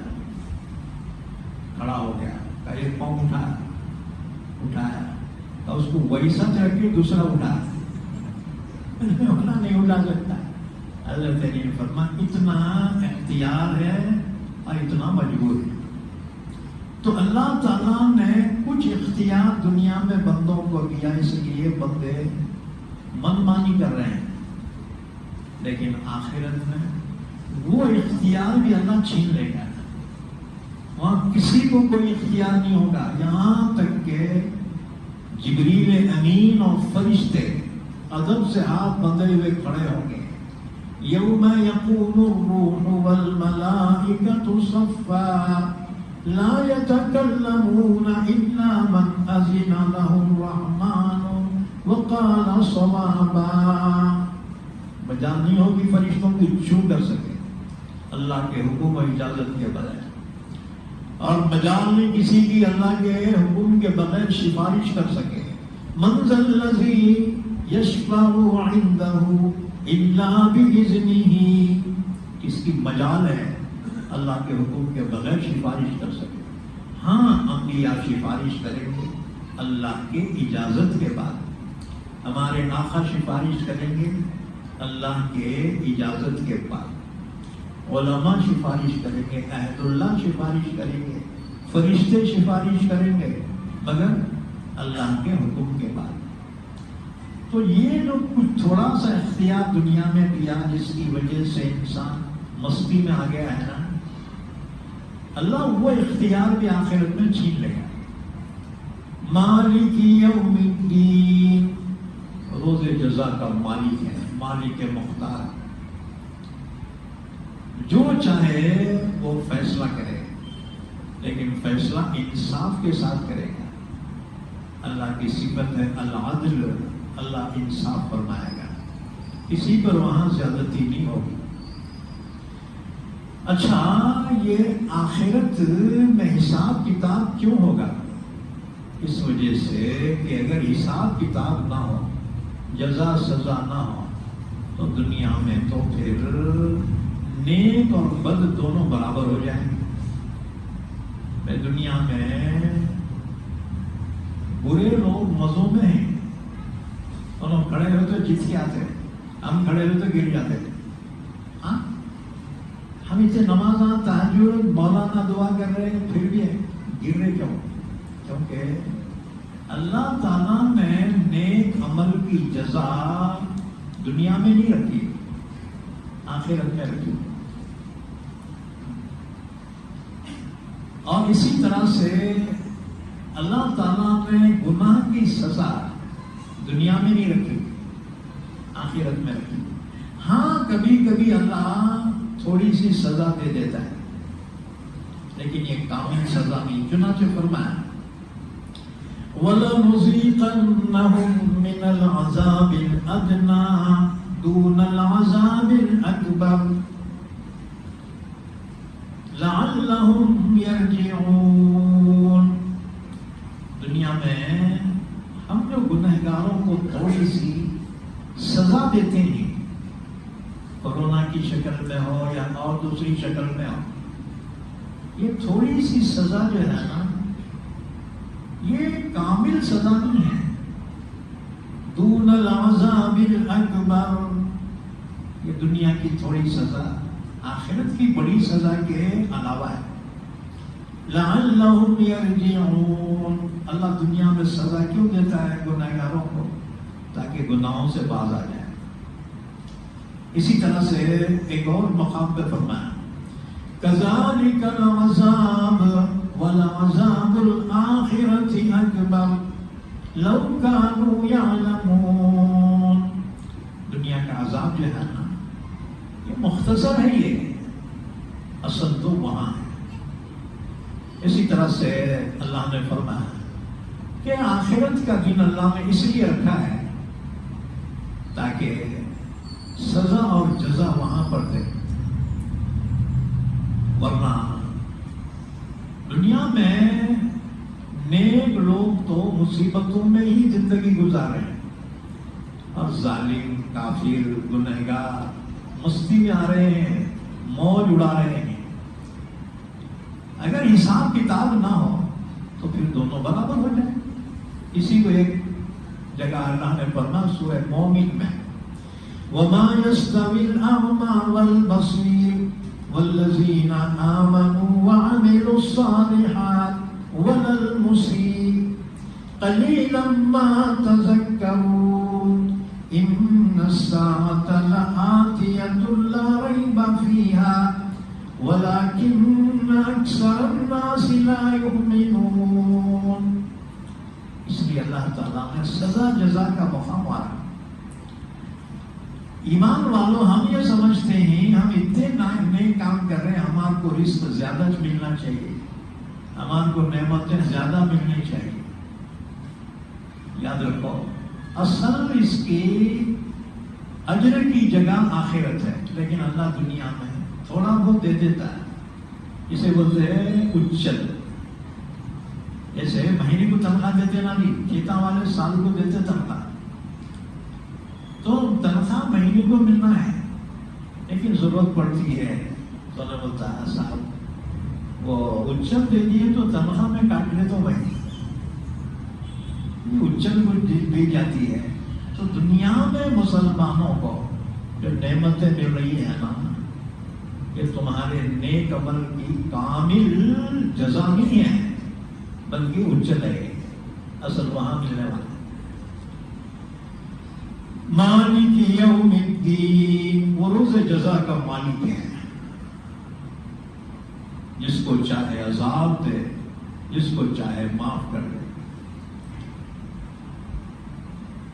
اس آیت کے تحت میں مفسر قرآن حضرت امام فخر الدین رازی رحمۃ اللہ علیہ نے اپنے تفسیر کبیر میں ایک واقعہ لکھا ہے کہ انسان کی نیتوں کا اثر پلوں تک میں داخل ہوتا ہے. ایک بادشاہ تھا ایران کا نوشیروان عادل، اور یاد رکھو اسی کے زمانے میں اللہ کے نبی پیدا ہوئے. ایک مرتبہ حضور نے فرمایا تھا میں ملک عادل کے زمانے میں پیدا ہوا. یہ ایران کا بادشاہ تھا نوشیروان عادل. ایک دن شکار کھیلنے کے لیے نکلا اور بہت دور نکل گیا. اس کا لشکر پیچھے رہ گیا. یہ لشکر سے بچھڑ کر بہت آگے نکل گیا. گرما کا زمانہ، شدید گرما، پیاس کی شدت محسوس ہوئی. اب پانی نوکرا کے پاس تھا، نوکرا لگے پیچھے، انہیں نکل گیا. پیاس کی شدت محسوس ہوئی. اس نے دیکھا ایک باغیچہ ہے انار کا، انار کا باغیچہ ہے. اس باغیچے میں پہنچا اور جو مالی تھا نوکر اس کو بلا کر کہا مالی تیرے پاس پینے کے لیے کوئی چیز ہے لے آ. اس نے کہا جی پینے کی کوئی چیز نہیں، انار کا جوس لے کے آتا ہوں. جا لے کے آیا، ایک انار توڑ کے لایا. بادشاہ دیکھ رہا اس نے انار جب کھولا ہے بڑے بڑے دانے انار کے. جب اس کو نچوڑا تو پورا پیالہ اس کے جوس سے بھر گیا. جب بادشاہ نے پیا اتنا لذیذ اور میٹھا میٹھا، زندگی میں ایسا لذیذ کبھی شربت نہیں پیا تھا، بڑا تعجب ہوا۔ اس نے دل ہی دل میں سوچا یار اتنے اچھے انار کا باغ میرے ملک میں اور میرے قبضے میں نہیں ہے، یہ باغ میں کیسا بھی کھپا لیتا ہوں ذرا۔ اس کی نیت بدل گئی۔ مالی سے کہا مالی ایک اور انار توڑ کے لایا۔ وہ گیا ایک انار توڑ کے لایا، جب اس کو کھولا تو اس کے دانے باریک باریک، جب نچوڑا تو کٹورا پورا فل نہیں بھرا، بہت کم اس میں سے جوس نکلا۔ جب بادشاہ نے پیا تو کیسا کڑوا کڑوا دکھ رہا۔ بادشاہ بولا ابے یہ کہاں سے توڑ کے لائے گئے؟ میں نے بولا اسی درخت سے توڑ کے لایا جو پہلے لایا تھا۔ بادشاہ نے تعجب سے پوچھا اتنا فرق کیسا کیا؟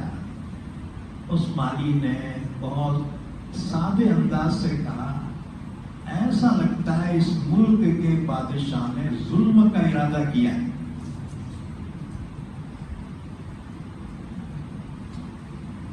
بس جی بادشاہ کے دماغ کے چولہے ہل کے رہ گئے۔ بادشاہ نے کہا اچھا ٹھیک ہے اور ایک توڑ کے لا، پتہ نہیں پھر آنا ہوگا نہیں ہوگا۔ جب مالی ہی توڑنے کے لیے گیا انار تو بادشاہ نے دل ہی دل میں توبہ کر کہ خالی میری نیت بدل گئی تھی تو اس کا اثر پھل میں آیا۔ ہاں میں توبہ کرتا ہوں، میں یہ بات کسی سے نہیں چھینوں گا۔ بہرحال مالی انار توڑ کے لایا، جب اس کو کھولا تو دیکھا بڑے بڑے اس میں دانے۔ جب اس کو نچوڑا تو وہ کٹورا فل ہو گیا۔ جب پیا اتنا مزیدار۔ بادشاہ نے تعجب سے پوچھا ابے یہ کہاں سے توڑ کے لایا؟ ابے بولا وہاں سے توڑ کے لایا، وہ جھاڑ سے۔ بادشاہ نے تعجب سے پوچھا پھر یہ اتنا اچھا کیسا؟ اس نے سادگی سے کہا ایسا لگتا ہے کہ ظالم نے ظلم سے توبہ کر لی۔ ظہر الفساد فی البر والبحر بما کسبت ایدی الناس۔ جیسے اعمال چڑھتے ہیں آسمانوں میں ویسے فیصلے نازل ہوتے ہیں۔ الیہ یصعد الکلم الطیب والعمل الصالح یرفعہ۔ جیسے اعمال چڑھتے ہیں ویسے ہی فیصلے اللہ کی طرف سے نازل ہوتے ہیں۔ کہ یہ حالات جو ہے کسی کافر کی وجہ سے نہیں بدلتے، یہ مسلمانوں کی بدعملی سے بدلتے ہیں۔ اگر ہم یہ چاہیں کہ یہ ظالم ہمارے لیے نرم ہو جائے تو ہمیں پھر اپنے عمل کو نیک کرنا پڑے گا، تو اللہ ان کے دلوں میں محبت ڈال دے گا۔ مالک یوم الدین، وہ اللہ روز جزا کا مالک مختار ہے۔ ایاک نعبد و ایاک نستعین۔ اے اللہ ہم تیری ہی عبادت کرتے ہیں اور تجھ ہی سے مدد مانگتے ہیں۔ دیکھو اس میں حصر ہے، عربی گرامر کے اعتبار سے فعل پہلے آتا ہے، پھر فاعل آتا، پھر مفعول آتا ہے۔ یہاں پہ مفعول پہلے آیا، فعل فاعل بعد میں آیا۔ یہ جو ترتیب پلٹی جاتی ہے نا، اس سے حصر کا خصوصیت کا فائدہ حاصل ہوتا ہے۔ اگر نعبد ایاک ہوتا تو ترجمہ ہوتا عبادت کرتے ہیں ہم تیری، اور جب اس کو الٹ دیا گیا اب حصر کا ترجمہ ہوا ایاک نعبد، یا اللہ تیری ہی عبادت کرتے ہیں۔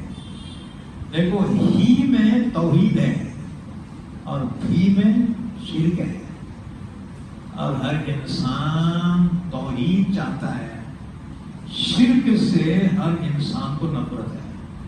ایک مثال بولو تمہارے کو، اگر عورت تمہارے کو بولے اجی میں تمہاری ہی ہوں، اتنا لاڑ پیار آتا اس کو، وارے نیارے جاتا ہے۔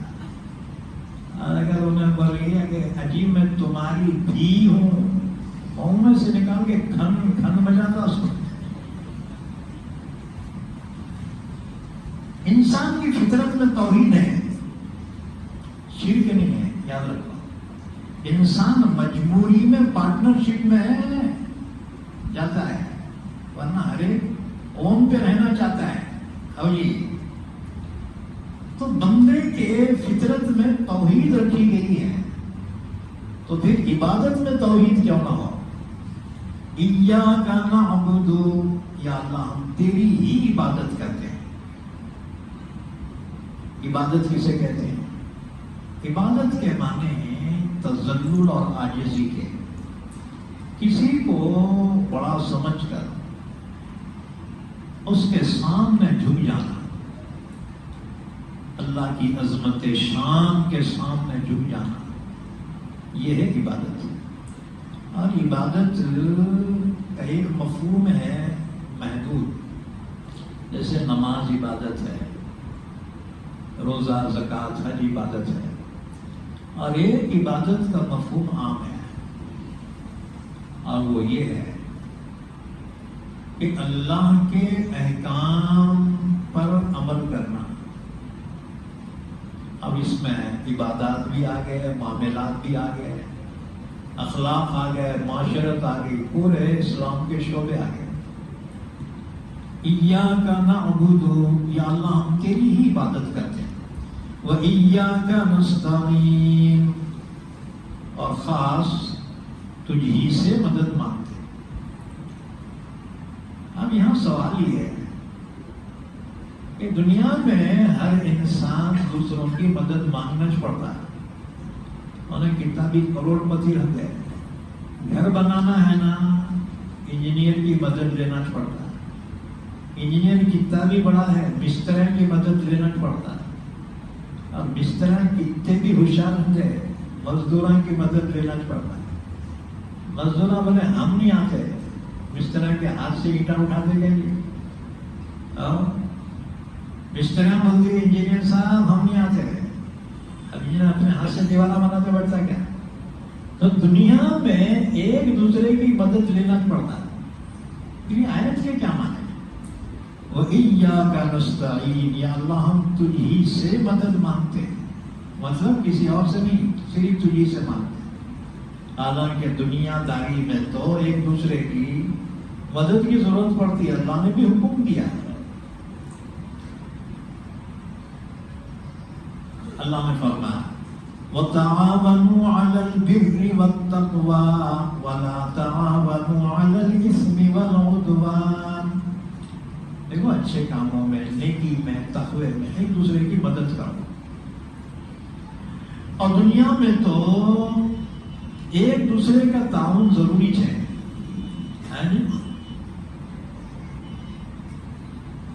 پھر آیت کے معنی یہ ہیں استعانت، مدد طلب کرنا۔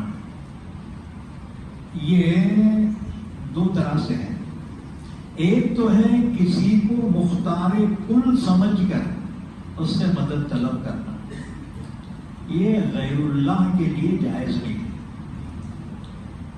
اور ایک ہے مدد طلب کرنا سبب محض بن کر، سبب محض کی حیثیت سے، یہ جائز ہے۔ چنانچہ اللہ کے علاوہ سے مدد کرنا، چاہے وہ ولی اللہ ہو چاہے غوث پاک ہو، یاد رکھو اگر مختار کل سمجھ کے ان سے مدد مانگی یہ شرک ہے، اور اگر سبب محض سمجھ کر کسی انسان سے مدد طلب کرے یہ شرک نہیں ہے۔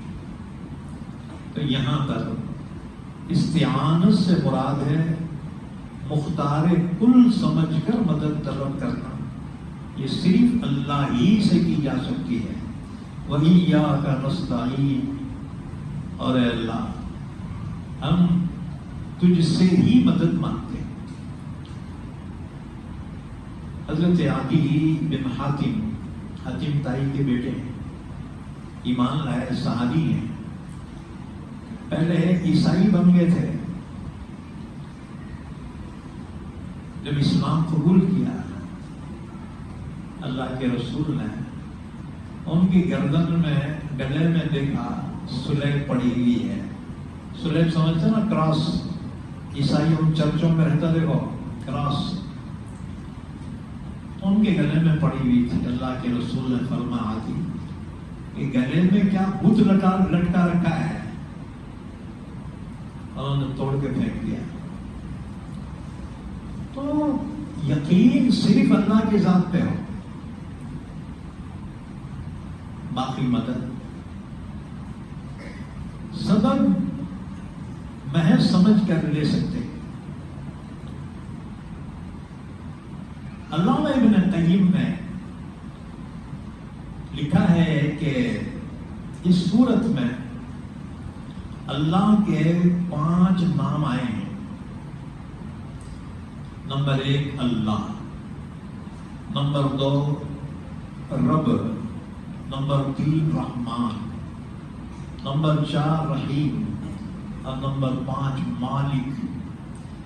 ان 5 ناموں کی انہوں نے تشریح کی۔ علامہ ابن قیم علامہ ابن تیمیہ کے شاگرد ہیں، فرماتے ہیں، مفسر ہیں یہ بھی، اللہ، اللہ کسے کہتے ہیں؟ اللہ علم ہے اس ذات کا جو واجب الوجود ہے، اور اس میں تمام صفات کمالیہ، جلالیہ، جمالیہ موجود ہوں، وہ ہے اللہ۔ اللہ واجب الوجود ہے۔ واجب الوجود بولے تو کیا؟ جس کا وجود اپنا ذاتی ہو، اور مخلوق ممکن الوجود ہے۔ ممکن الوجود اسے کہتے ہیں کہ جس پر کبھی فنا کا زمانہ گزرا، اور اللہ واجب الوجود ہے، والاول والآخر والظاہر والباطن۔ وہ اول ہے کہ اس سے پہلے کوئی نہیں، وہ آخر ہے کہ اس کے بعد کوئی نہیں۔ یہ صفت صرف اللہ کی، اور باقی مخلوق ممکن الوجود ہے، یعنی ایک زمانہ ان پہ گزرا کہ وہ موجود نہیں تھے۔ هل أتى على الإنسان حين من الدهر لم يكن شيئا مذكورا إنا خلقنا الإنسان من نطفة أمشاج نبتليه فجعلناه سميعا بصيرا۔ کیا انسان پر ایک زمانہ وہ نہیں گزرا جبکہ یہ قابل تذکرہ بھی نہیں تھا؟ اللہ نے اس کو وجود بخشا ہے۔ تو وجود ایک تو ہے ممکن الوجود، جیسے مخلوقات کہ خود بخود نہیں بنے، اللہ نے ان کو بنایا، اور ایک ہے واجب الوجود، وہ ہے صرف اللہ، اور واجب الوجود ایک ہے، اس کا کوئی شریک نہیں۔ اس سے رد کیا عیسائیوں پر جو کہتے ہیں کہ عیسیٰ خدا کے بیٹے ہیں، کیونکہ اللہ کے لیے نہ کوئی اولاد ہے، نہ بیوی ہے، نہ کوئی رشتہ ہے، کیونکہ باقی سب ممکن الوجود ہے، اللہ واجب الوجود ہے، اور واجب الوجود کا کوئی غیر جنس اس کا عزیز نہیں ہو سکتا۔ دوسری صفت ہے رب۔ یہ سارے صفات ہے فعل و قدرت، ضرر و نفع، عطا اور منع، یہ سب جو ہے اس صفت کے ماتحت آ گئے۔ رحمان، صفات جود و کرم، بخشش و احسان، لطف و رافت اس کے تحت میں آ گئے۔ رحیم، اپنے بندوں پر رحم کرنے والا۔ مالک، یہ صفت عدل، جزا و سزا، اور عزت و ذلت کا عطا کرنے والا، یہ ساری صفات اس کے تحت میں آ گئی۔ ایک بات یاد رکھو، رحمان اللہ کا صفت خاص ہے، لہذا بندے کو رحمان نہیں کہہ سکتے۔ اگر کسی نے نام رکھا عبد الرحمان، ہم شارٹ کٹ کے عادی ہے نا، اتنا لمبا کام ہوتا ہے کہ یار رحمان بھائی کیا چل رہا ہے، خبردار۔ اللہ کی بعض صفات خاص ہیں، کسی اور کے لیے وہ صفات کا استعمال نہیں کر سکتے۔ جیسے رب اللہ کی صفت خاصہ ہے، جیسے قیوم اللہ کی صفت خاصہ ہے، تو کسی بندے کو عبد الرب کہہ سکتے ہیں، عبد القیوم کہہ سکتے ہیں، عبد الرحمان کہہ سکتے ہیں۔ تو اللہ کی صفت خاصہ میں سے رحمان۔ ہاں رحیم، کسی کا نام عبد الرحیم ہے تو شارٹ کٹ کر کے رحیم بھائی بول سکتے ہیں، کیونکہ رحیم اللہ کا صفت خاصہ نہیں ہے، کیونکہ اللہ نے یہ صفت نبی کی بھی بیان کی ہے۔ اللہ نے فرمایا عزیز علیہ ما عنتم حریص علیکم بالمؤمنین رؤوف الرحیم۔ اللہ کے رسول کی صفت بھی رحیم ہے، تو معلوم ہوا کہ رحیم اللہ کی صفت خاصہ نہیں ہے، لہذا عبد الرحیم نام ہے تو رحیم بھائی بھی بول سکتے ہیں، لیکن اگر عبد الرحمان نام ہے تو رحمان بھائی نہیں بول سکتے، کیونکہ رحمان اللہ کی صفت خاصہ ہے۔ آگے فرمایا ایاک نعبد و ایاک نستعین، یا اللہ ہم تیری ہی عبادت کرتے ہیں اور تجھ ہی سے مدد مانگتے ہیں۔ توحید یاد رکھو، اللہ تعالیٰ نے جتنی کتابیں آسمانی نازل فرمائی ان تمام کا خلاصہ قرآن کریم میں آ گیا، اور پورے قرآن کا خلاصہ سورہ فاتحہ میں آ گیا۔ سورہ فاتحہ متن ہے، پورا قرآن اس کی شرح ہے۔ سورہ فاتحہ اصل میں اپلیکیشن ہے، اپلیکیشن داخل کی اہدنا الصراط المستقیم۔ تو اللہ تعالیٰ نے پورا قرآن نازل فرمایا، اسی اپلیکیشن کو قبول کرتے ہوئے فرمایا جس ہدایت کو تم نے مانگا تھا نا، لو یہ ہدایت ہم تمہیں عطا کر رہے ہیں۔ ذالک الکتاب لا ریب فیہ ھدی للمتقین، اہدنا الصراط المستقیم ایاک نعبد و ایاک نستعین۔ یہ اصل میں عقیدہ ہے، اسلام کا عقیدہ، اور یہ آیت روح ہے پورے قرآن کی۔ تو پورے قرآن میں جو کچھ ہے وہ آ گیا سورہ فاتحہ میں، اور سورہ فاتحہ میں جو ہے وہ آ گیا اس ایک آیت میں، ایاک نعبد و ایاک نستعین۔ یا اللہ ہم تیری ہی عبادت کرتے ہیں، ہمارا سر صرف تیرے سامنے جھک سکتا ہے، کسی طاقت کے سامنے نہیں جھک سکتا ہے۔ دنیا والوں کو مسلمانوں سے یہی شکایت ہے کہ یہ ہم سے کمپرومائز کیوں نہیں کرتے۔ یاد رکھو، کفر اور ایمان کا کمپرومائز نہیں ہو سکتا۔ زمین جائیداد سیاست اس کا کمپرومائز ہو سکتا ہے، لیکن کفر و ایمان کا کمپرومائز نہیں ہو سکتا۔ تو ایاک نعبد و ایاک نستعین، یہ توحید کا عقیدہ، یہ اسلام کی روح ہے، پورے قرآن کی روح ہے۔ اور اس وقت دنیا میں جتنے مذہب باقی ہیں ان مذہبوں سے اسلام کو خصوصیت دینے والی چیز کیا ہے؟ اگر کوئی تم سے پوچھے اسلام کی خصوصیت کیا ہے بتاؤ، تم بولیں گے اسلام اخلاق کی تعلیم دیتا ہے۔ یہ کوئی خاص بات نہیں، ہر مذہب اخلاق کی تعلیم دیتا ہے۔ اگر کوئی کہ اسلام عبادت کا حکم دیتا ہے، یہ بھی کوئی خاص بات نہیں، ہر مذہب عبادت کا حکم دیتا ہے، طریقے الگ الگ ہیں۔ تو پھر اسلام کی خصوصیت کیا ہے؟ اسلام کی خصوصیت توحید ہے۔ اور دنیا کے جتنے مذہب ہیں اس وقت ان سے توحید نکل چکی. کبھی ہوں گے توحید کے مذہبی ہے، یہودیت، عیسائیت، لیکن اس کے بعد اس میں شرک آ گیا. اسی طرح سے ہندو مذہب اصل میں یہ توحید کا مذہب تھا. یہ ہندو جو ہے نا، یہ حضرت نوح علیہ السلام کی امت ہے. یہ سب سے قدیم ہے. یہ مسلمانوں سے، یہودیوں سے، عیسائیت سے بھی قدیم ہے.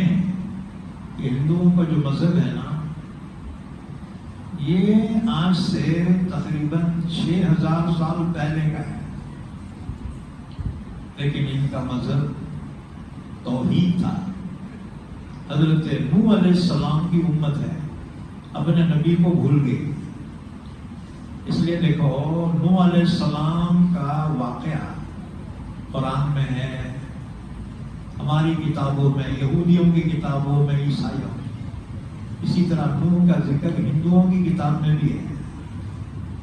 پہلے ایک سلیبس چلا تھا، مراٹھی میں کتاب تھی، اس میں ایک سبق تھا نوحاچی نوکا. مراٹھی میں نوحاچی نوکا بولے تو نوح کی کشتی. معلوم ہوا کہ نوح علیہ السلام یہ وہ قدیم نبی ہیں جن کی امت بھٹک گئی اور اب مورتی پوجا اور بت پرستی میں مبتلا ہو گئی. مسلمانوں، تمہاری ذمہ داری ہے کہ ان کو ان کی اصلیت بتاؤ کہ تم مشرک نہیں ہو، تمہاری اصل توحید ہے. اسی وجہ سے دیکھو، قدیم جو کتابیں ہیں ہندوؤں کی، وید، سام وید، یجر وید، 4 وید ہیں. ان کو قرآن میں زبور الاولین کا قدیم کتاب ہے. ان میں توحید ہے، شرک نہیں ہے.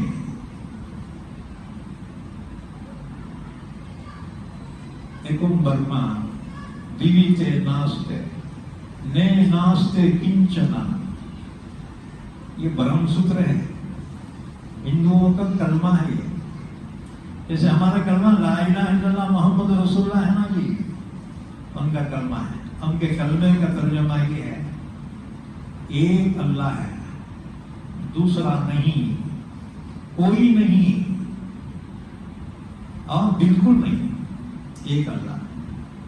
ویدوں کے اندر توحید ہے. ایکو ایوم آدیویتیم، اللہ ایک ہے، دوسرا کوئی نہیں. اکبر بادشاہ گزرا، اکبر کے 9 رتن تھے. رتن بولتے ہیں ہیروں کو.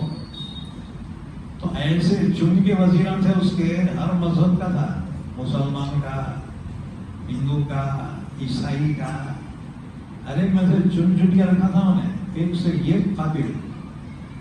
اس میں برہمن تھا. ایک دن مڑ میں آ کے پوچھا کہ تمہاری کتابوں میں ہمارے نبی کا ذکر ہے کیا؟ اور بولا ہے. ذرا سنا. اس نے 3 وید کا ایک شلوک سنایا کہ ہماری کتابیں میں لکھا ہے، لا الہ ہرنی پاپم الا اللہ پرم پدم جنم بیکنٹھ پراپ ہوتی گر جپے تو نام محمدم. لا الہ الا اللہ کہہ رہا ہوں تو درجات بلند ہو جائیں. الا اللہ کہو، آخرت میں تمہیں جنت نصیب ہوگی. اور اللہ سے تمام گناہ دھل جائیں گے. آخرت میں نجات ملے گی اگر تم ذکر کرو محمد صلی اللہ علیہ وسلم. ان کی کتابوں میں حضور کا ذکر 31 مرتبہ ہے. 31 مرتبہ حضور کا نام آیا. کہیں محمد کہہ کر آیا، کہیں احمد کہہ کر آیا، کہیں پر نیراشم سے کہہ کر آیا، کہیں پر انتم رشی یعنی خاتم الانبیاء، انتم رشی۔ وہ قوم اپنے نبی کو بھول گئی اور شرک میں بھٹک گئی۔ مورتی پوجا شروع میں نہیں تھی، بعد میں ان کے مذہب کے ٹھیکے داروں نے مورتی پوجا شروع کر دی۔ ان میں توحید ہے، شرک نہیں۔ یہی وجہ ہے کہ دنیا میں سب سے زیادہ ایمان لانے والی قوم یہ غیر مسلم ہے، کیونکہ یہ اسلام کے بہت قریب ہیں، بس تھوڑا سا کہیں کچرا اٹکا ہوا ہے، تھوڑا دلیل کی کاڑی سے ذرا اچکا دو نا، ایک دم ضرور کے پانی بہ جاتا ہے۔ یہ تو ریڈی بیٹھے ہوئے اسلام کے لیے، اب ہماری کچھ حرکتوں نے ان کو اسلام کے بارے میں کنفیوژن پیدا کر دیا۔ ارے یہ ہے کہ اسلام کے ماننے والے، تو ہم ذرا سدھر گئے اور ان کو تھوڑی دلیل سے سمجھا دیے نا، ابھی اسلام کی جھولی میں گرنے کو تیار ہے۔ اللہ ہمیں خود اپنے مذہب کی دلیلوں سے مطمئن فرمائے۔ اچھا جی، اسلام دشمن اسی وجہ سے کہ لوگ اسلام کی طرف مائل نہ ہو، اتنا بدنام کرتے ہیں پوچھو مت، کہ آنے والا بھی انہیں بچک جانا نہ کرے، بھائی اتنے ڈینجر ہے کہیں کو جانا ہے میں۔ یہ جو اور پرچار کر رہے ہیں نا، اس وجہ سے کہ دنیا کی قومیں جانتی ہیں اس وقت حق صرف اور صرف اسلام ہے۔ اسلام عقل کے بہت قریب ہے اور کفر شرک عقل سے بہت دور ہے۔ بھلا بتاؤ، اپنے ہاتھ سے ایک چیز بنائے اور اس سے مانگے، اتنی بے وقوفی کی بات ہے۔ اچھا 10-15 دن میں اس کو خوب جو ہے اچھالے، بعد میں جا کے ایسے گہرے پانی کا تک جاگتے ہی ایسے ہی تیسے، ارے ابھی جس کو تم نے جو ہے معبود سمجھا، اپنے ہاتھ سے اس کو ڈبو کے مار دیا بیٹے۔ یہ تو وہ بچوں کا کھلونے کا کھیل رہتا نا، اس سے زیادہ کوئی حیثیت نہیں۔ اللہ کا شکر ہے، اللہ نے ہمیں توحید حقیقی سے نوازا ہے، تو اس کی قدر کرنا چاہیے۔ اہدنا الصراط المستقیم، یا اللہ ہمیں سیدھا راستہ بتا۔ صراط مستقیم کی تفسیر میں عبداللہ ابن عباس فرماتے ہیں اس سے مراد اسلام ہے، اسلام ہی صراط مستقیم ہے۔ صراط الذین انعمت علیہم، ان لوگوں کے راستے کی ہدایت ہے جن پر تو نے انعام کیا۔ قرآن کی ایک آیت دوسری آیت کی تفسیر کرتی ہے۔ اس آیت کی تفسیر دوسری جگہ اللہ نے فرمائی، وَمَن يُطِعِ اللَّهَ وَالرَّسُولَ فَأُولَٰئِكَ مَعَ الَّذِينَ أَنْعَمَ اللَّهُ عَلَيْهِم مِّنَ النَّبِيِّينَ وَالصِّدِّيقِينَ وَالشُّهَدَاءِ وَالصَّالِحِينَ وَحَسُنَ أُولَٰئِكَ رَفِيقًا۔ جن پر اللہ نے انعام کیا وہ کون ہے؟ من النبیین، وہ انبیاء کرام ہیں، والصدیقین اور صدیقین ہیں، والشہداء اور شہید ہیں، والصالحین اور اولیاء کرام ہیں۔ یہ ہیں، یہ اللہ ان کے راستے میں ہم کو چلا۔ اچھا ان کے راستے میں بھی دیکھو، صدیقین اور شہداء اور صالحین اصل میں انبیاء ہی کے راستے میں چل کر یہ صدیق بنے، شہید ہوئے اور صالحین میں سے ہوئے۔ تو ایک طریقہ رہ جاتا ہے وہ نبیوں کا طریقہ۔ اسی لیے رسول اللہ صلی اللہ علیہ وسلم نے فرمایا کہ میں تم میں 2 چیزیں چھوڑ کر جا رہا ہوں، اگر تم مضبوطی سے تھام لو گے تو کبھی گمراہ نہیں ہوں گے۔ حضور نے فرمایا کتاب اللہ و سنتی، اللہ کی کتاب قرآن اور میری سنت، یعنی وہ احادیث جس میں امت کے لیے رہبری ہے اسے سنت کہتے ہیں۔ ہر حدیث حدیث قابل عمل نہیں ہے، یاد رکھو. بعض حدیثیں حضور کے لیے اسپیشل ہیں. ایسے حضور نے 11 نکاح کیے. حدیث ہے، صحیح حدیث ہے. تم نے کہ ہم بھی کر سکتے ہیں کہ مول صاحب 11 کرے تو خبر میں ڈالتے تمہارے کو. یہ بھی ناقلے دم کر دی، اب 11 کرتے کہ جی. اب تم بولیں گے حدیث میں ہے نا، ہر حدیث ہمارے لیے قابل عمل نہیں ہے. بعض حدیثیں حضور کے لیے اسپیشل ہے، خاص ہے. وہ حدیث جس میں امت کے لیے رہنمائی ہو اس حدیث کو سنت کہتے ہیں. یہ بات سمجھ میں ہے؟ ہاں. تو بعض لوگ کہتے ہیں کہ 2 ہی دلیل ہے، قرآن حدیث. غلط. قرآن اور حدیث نہیں ہے، قرآن اور سنت. اللہ کے نبی نے فرمایا میں 2 چیزیں چھوڑے جا رہا ہوں. ایک کتاب اللہ یعنی قرآن، اور دوسرے وہ سنتی، میری سنت، میرا طریقہ. اچھا اگر کوئی بولے ہم صرف قرآن کو جو مانتے ہیں، سنت کو حدیث کو نہیں مانتے، یاد رکھو وہ گمراہ ہے. وہ گمراہ ہے. کیونکہ اگر صرف قرآن کافی ہوتا تو نبی کو آنے کی کیا ضرورت تھی. اور عقل مند سمجھ سکتے ہیں صرف تھیوری کافی نہیں ہے، پریکٹیکل ضروری ہے. صرف فلسفہ کافی نہیں ہے، عملی نمونہ ضروری ہے. تو تھیوری قرآن پاک ہے اور پریکٹیکل محمد رسول اللہ صلی اللہ علیہ وسلم. اللہ نے فرمایا اقیموا الصلاۃ، نماز قائم کرو. اب نماز بنے تو کیا ہے، کیسا معلوم ہونا. اب بعض فرقے ہیں اہل قرآن، انہوں ہوتے ہیں ہم قرآن مانتے ہیں. اب قرآن سمجھیں گے کیسا ہے. تمہیں سمجھانے کے لیے نبی آئے نا، تو نبی جیسا بولے اس کو قرآن سمجھ میں آئے گا. اور نبی نے کہا یہی تو حدیث ہے، تو حدیث کو چھوڑ کے قرآن کہاں سمجھے تم. نہیں ہم اپنی عقل سے، تیری عقل تو چڑھنے کو جا رہی ہے. تیری عقل کی حیثیت کیا ہے. اس لیے یاد رکھو کوئی بھی تم کو بحث کرے نا، تم بحث نہ کرو، کیونکہ جاہلوں کی بحث بھی گمراہی ہوتی ہے. اللہ نے حکم دیا فَاسْأَلُوا أَهْلَ الذِّكْرِ إِن كُنتُمْ لَا تَعْلَمُونَ. تم نہیں جانتے نا، اہل علم سے پوچھو. اہل ذکر سے مراد کیا ہے؟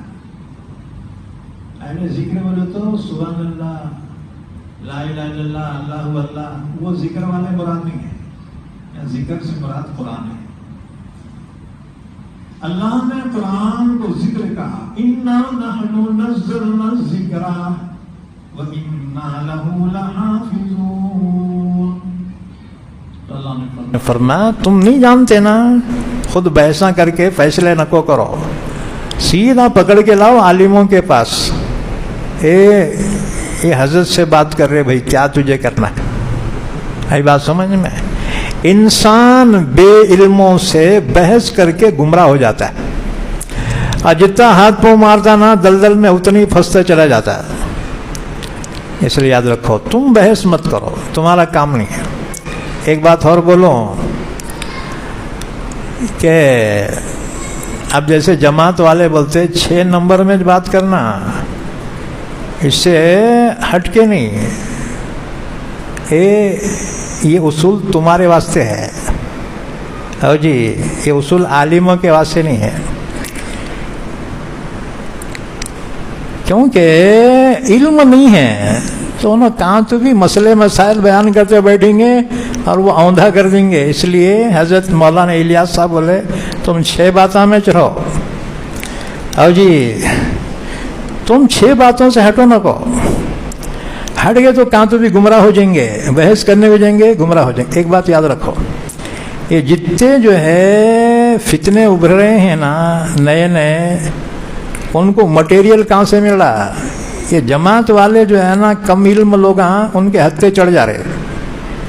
یہ بات سمجھ میں. قادیانی کو مٹیریل یہاں سے مل رہا، اسی طرح اہل قرآن کو مٹیریل یہاں سے مل رہا.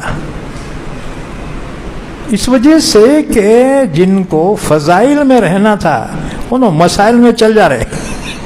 مچھی پانی سے نکل کے دوسری طرف جا رہی ہے، اور مچھی شکار ہوتی نہیں ہوتی، مار کھاتی نہیں کھاتی. تو یاد رکھو، جس کو 6 نمبر میں بولنا ہے نا انہوں اس میں رہو. لیکن یہ شرط عالموں کے لیے نہیں ہے، اور ان کو تو تحقیق کا حکم دیا گیا ہے، اور تحقیق کے لیے قرآن ضروری ہے، حدیث ضروری ہے، تاریخ پہ نظر ضروری ہے. ای بات سمجھ میں؟ دنیا کے حالات پہ نظر ضروری ہے. اسلام کی حفاظت کی ذمہ داری ہے، وارثین انبیاء ہیں وہ. تو یاد رکھو، جتنا علم ہے اتنی باتیں کرو. تو فضول بحث کرو گے تو گمراہ ہو جاؤ گے. تو اگر کسی نے صرف قرآن پہ عمل کیا وہ بھی گمراہ ہے، اور کسی نے کہا صرف حدیث پہ عمل ہے قرآن کوئی نہیں ہے، وہ بھی گمراہ ہے. اللہ کے رسول نے 2 چیزیں ہدایت کے لیے بنیاد بیان کی، کتاب اللہ و سنتی، اللہ کی کتاب قرآن اور میری سنت. یہ 2 چیزوں کو تھامے رکھو، کبھی گمراہ نہیں ہوگے. آگے فرمایا صراط الذین انعمت علیہم، ان لوگوں کے راستے پہ چلا جن پر تو نے انعام کیا، یعنی انبیاء، صدیقین، شہداء، صالحین کے راستے پہ چلا. غیر المغضوب علیہم ولا الضالین، اللہ ان کے راستے پہ نہ کو چلا جن پر غضب نازل ہوا. یہ یہودی ہیں. حضرت عدی بن حاتم طائی فرماتے ہیں اللہ کے رسول نے فرمایا مغضوب علیہم سے مراد یہودی ہیں، اور ضالین سے مراد عیسائی ہیں. عیسائی گمراہ ہو گئے. اسی طرح سے تمام گمراہ فرقے ضالین میں آ گئے. جیسے بت پرست ہیں یہ بھی ضالین میں آ گئے. اللہ ان کے راستے پہ نہ کو چلا، یہ شرک اور کفر اور بت پرستی والوں کے راستے پہ نہ چلا.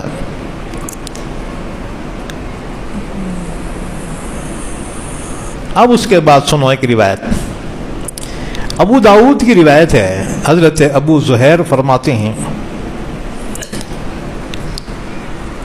کہ سورہ فاتحہ کے بعد آمین کہنا چاہیے. آمین دعا پر ایسی ہے جیسے کہ اسٹامپ اور مہر. کوئی بھی آرڈر نکلتا نا، خالی آرڈر دے دے تو لے جاتے کیا؟ ہم بولتے صاحب خالی شکا مارون دیا جی، اسٹامپ لگاؤ. اسٹامپ اہمیت تحریر کی نہیں ہے، اہمیت اسٹامپ کی ہوتی ہے، اور جس پہ اسٹامپ لگ گیا وہ قابل قبول ہوتا ہے. تو رسول اللہ صلی اللہ علیہ وسلم نے فرمایا جب سورہ فاتحہ پڑھیں والضالین پڑھیں تو آمین کہیں، کیونکہ آمین مہر ہے اس دعا پر کہ جس دعا کے اخیر میں آمین کہی جائے اللہ اس دعا کو قبول فرماتا ہے.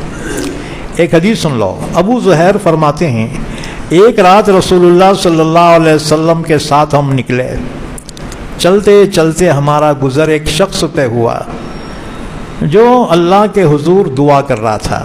اتنا رو رو کے دعا کر رہا تھا، بڑے اخلاص سے، بہت تڑپ کے.